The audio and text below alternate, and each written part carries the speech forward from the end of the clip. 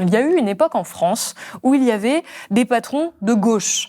Alain Gomez de Thomson, Louis Schweiter de Renault, on en trouvait aussi dans le secteur privé, dites-vous, à l'image de Jérôme Sédou, donc Pathé, ou Antoine Riboud, BSN, transformé en Danone, tous deux qui sont des actionnaires historiques du journal Libération. Et jusqu'à sa mort, il y avait aussi Pierre Berger, cofondateur de la maison Yves Saint Laurent, qui assumait jusqu'au bout, lui aussi, des engagements politiques à gauche. Bon, on précise qu'évidemment, c'était pas une gauche radicale, mais c'était clairement, en tout cas, une gauche opposée, par exemple, à l'extrême droite.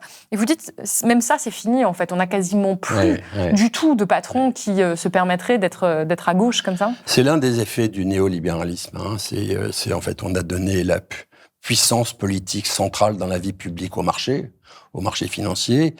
Et donc, les patrons, progressivement, se sont conformés à ce que les marchés financiers attendaient d'eux.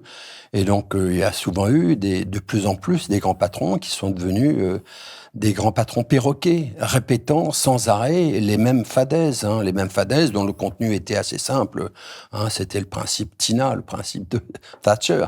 There is no alternative. Il n'y a qu'une seule politique possible. Et donc, progressivement, les patrons de gauche sont devenus très, très minoritaires et maintenant, ils sont devenus quasi inexistants.